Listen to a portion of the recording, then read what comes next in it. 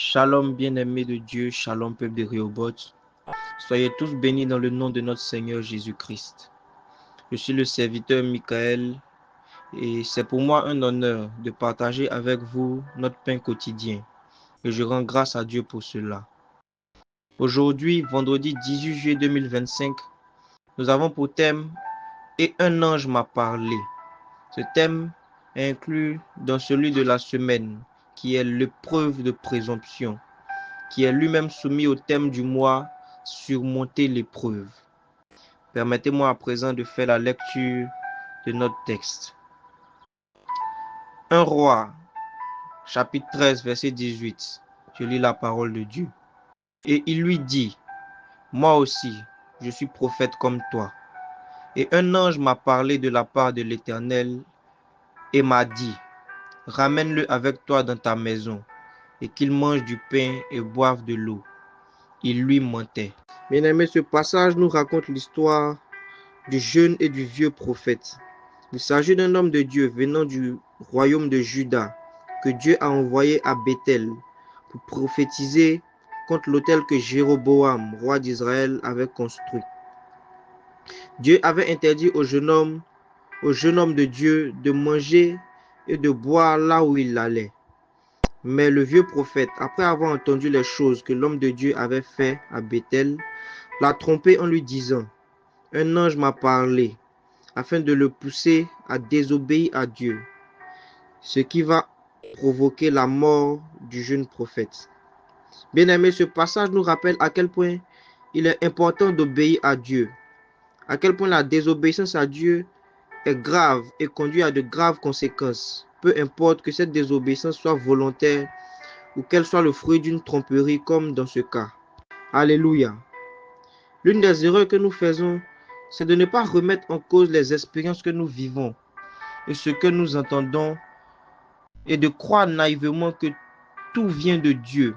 Dès que nous avons un songe, dès que nous avons une vision, dès que nous entendons une prophétie, nous faisons parfois l'erreur de croire immédiatement sans avoir à remettre en cause ce que nous entendons.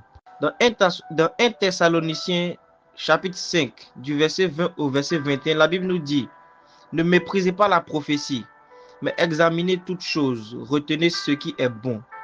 Bien-aimés, ici la Bible nous fait comprendre que nous devons faire attention. Ce n'est pas parce que quelqu'un dit « Ainsi parle l'Éternel » que ça vient forcément de Dieu. Nous devons faire preuve de discernement. Alléluia.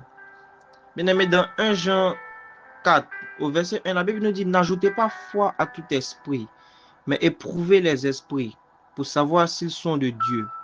Car plusieurs faux prophètes sont venus dans le monde. » Bien-aimés, ce n'est pas parce que quelque chose semble être de Dieu qu'il faut directement présumer que cette chose-là vient de Dieu. Ce n'est pas parce que Satan se déguise en ange de lumière.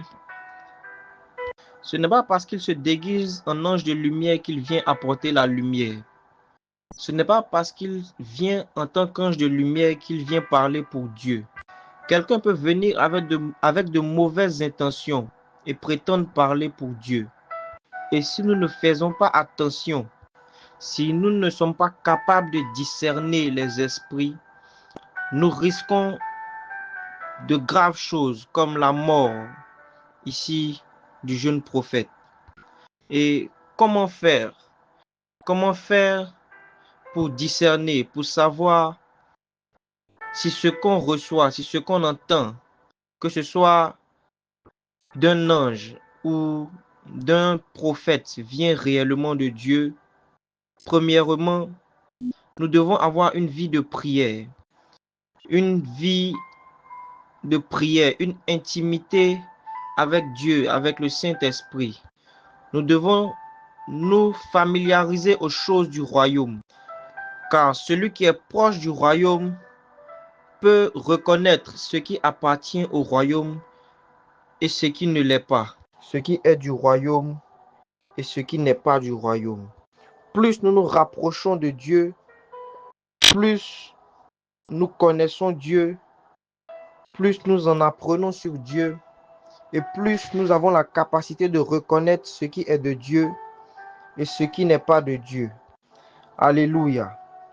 Deuxièmement, nous devons avoir une vie de méditation.